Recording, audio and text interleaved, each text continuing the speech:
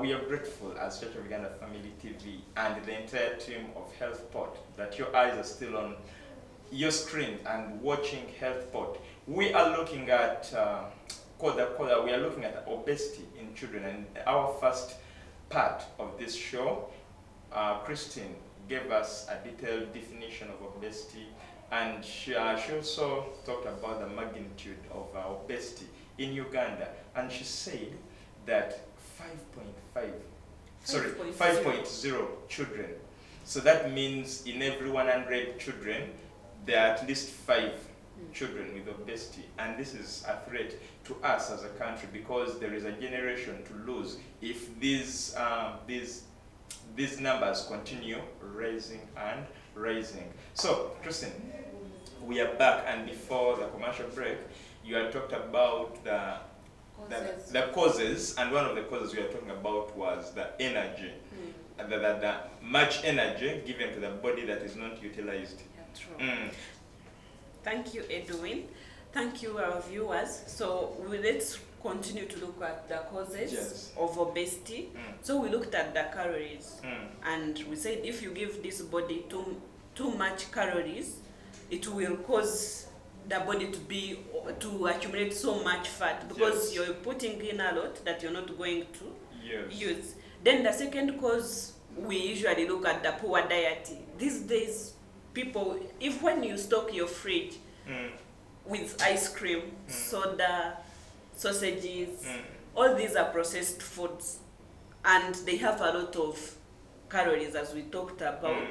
So it will make choices for these children because that's what they prefer most.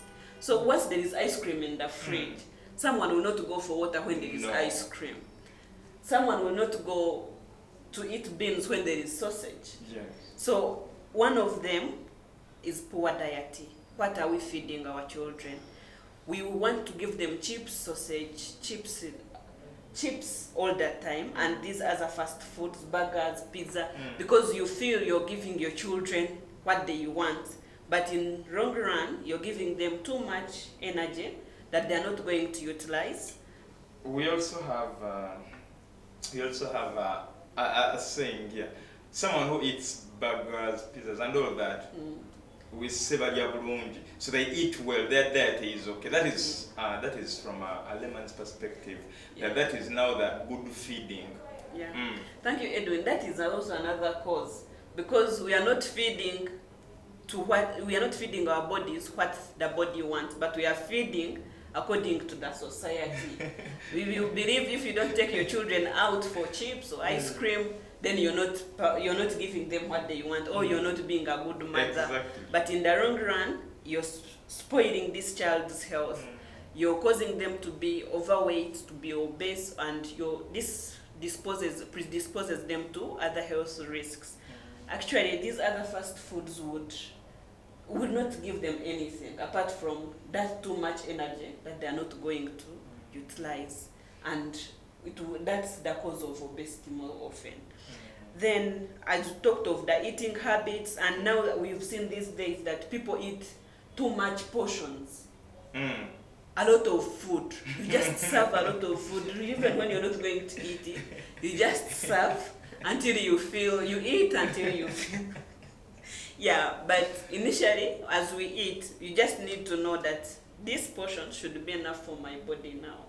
Then it's better to eat small snacks, many of them, other than eating one big portion at once. And some people think, this is a perspective that we are Africans, so we eat like Africans. No, that's wrong. Because whether you're If it is machoke, you get eaten full. Then if it is posho, the same. If it is rice, the same. True. But that is a very wrong myth, because everyone's body has an amount of energy to require depending on the activities you do. If you're a porter, or if your child is more active, you will not feed them as someone who sits at home, sits in the van, goes to school, or someone who walks 2 kilometers to reach school may not require the same energy as someone who sits in the car to go to school. Yeah, that's where the myth comes in. So at school, when me who came footing and my producer maybe who came by van are given the same portion, it means he'll have some wasted energy. Exactly. Okay. Exactly. So at the same time, we are looking at parents using food as gifts. When the child cries, they're like, oh, keep quiet, I'll give you a sausage. Oh, you did well, I will buy you ice cream. So this becomes a habit to children that, oh, every time I need to do something, I need to pamper myself with some ice cream or burger. So it has also caused a lot of overweight among children. And we have lack of activity, physical activity. This is one of the biggest causes, especially here in urban areas. Because in the villages, these children walk kilometers and kilometers. Either they're involved in fetching firewood or water or something. The First Lady, who is also the Minister of Education and Sports, Yes. in her speech concerning the opening of schools, she said that why should a school van, be seen on the road at 5 a.m.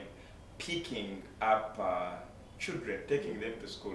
So, but this is business. I think they are running away from jam, so the vans will start fetching this. So there is no walking in Kampala. Exactly. In fact, all parents are adopting this. I'm taking my child to a school which has a van, so they can pick my child from home to school and then from school to home. Yeah, but this makes the children lack enough activity, because if you're taking your child from 5, then they come back home maybe at 6, they are tired, they freshen up and eat and now go back to bed. There is also another habit. The routine is like there is also another habit in now when the children reach at school. Because remember, our days we used to have PE in kindergarten, where you could take some time running, doing all that. Yeah. And then these days, PE is minimal in schools, but then every after eating, young children are taken for napping. I don't know whether this is also part of the cause of obesity or it is healthy. No, I don't think, because actually as we grew up, we used to do a lot of physical activity in schools and other co-curricular activities. Yes. But nowadays, as you notice, most of the schools here which we have, they don't even have playgrounds. Yes. So these children are taken to class, they sit for the hours they're in class, after class, they go back home, eat and sleep. So there's no physical activity at all. And they are eating. They also have sleeping on their timetables at school. Exactly. So this one also is one of the causes. And I think as we do this, maybe also the policymakers will think into it. How can we engage these other young children into more physical activities? I don't know if that is possible. It should be possible if the policy is worked on. Yeah. So, and another thing, we look at these children, even when they're not at school, now back home, they are on TV all day, Yes. doing computer games, doing these other indoor games. Either they have those things they use. Yeah. It's a computer game. Yeah, computer games or and other indoor games. And this these days makes them more lazy. Children understand their phones more than their parents. Exactly. So a child sits with your phone and they'll spend all the time on your phone. Exactly. They'll only bring it back to you when the battery is down. That's one of the major causes right now. Children lack physical activity. From that, then we go back to our poor diet.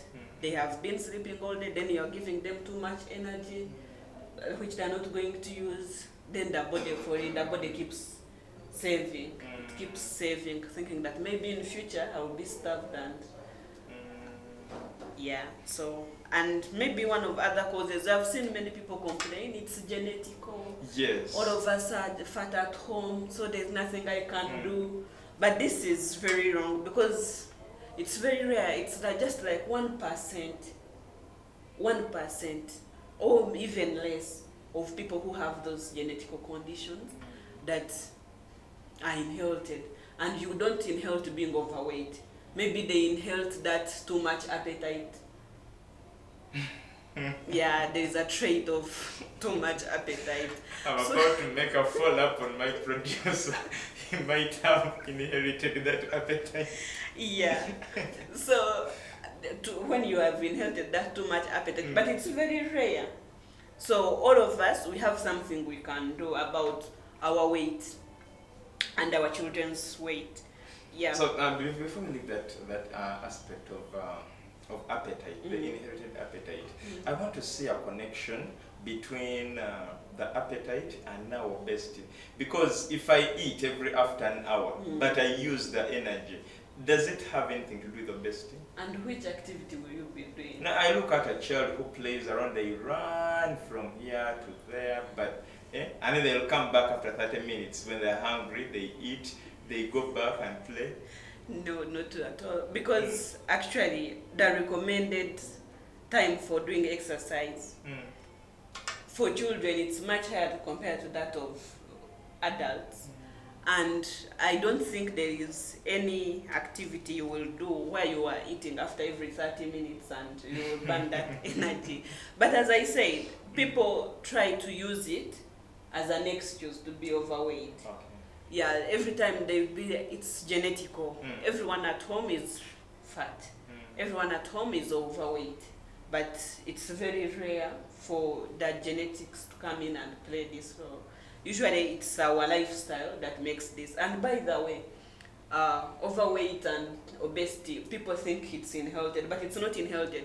It's a behavioral characteristic you picked from your family. If at home you never ate beans, even when you grow up and you start your own family, you feel you cannot eat beans because you didn't eat them when you were young. Someone at one time said, so meaning this person cannot adopt eating. So okay, I now get it clearly. Yeah, so it's kind of a behavior character that you pick from your parents. So children pick it up from their parents, and as they grow, they also take it to their children. At home, we used to eat meat every day. So even in my home, we will eat meat every day. So if we've been eating slaughtering a full goat every weekend, even in my home, we will do the same. So it's a behavioral characteristic someone picks up from their parent and takes it on. So it becomes continuous, and people think it's now inherited or it's genetical. Okay. Yeah. Well, Christina, we cannot go beyond this point, but before we close, what is your last message to mothers out there, especially mothers, because at least mothers spend much time with these children compared to fathers? Okay. But even fathers play a role.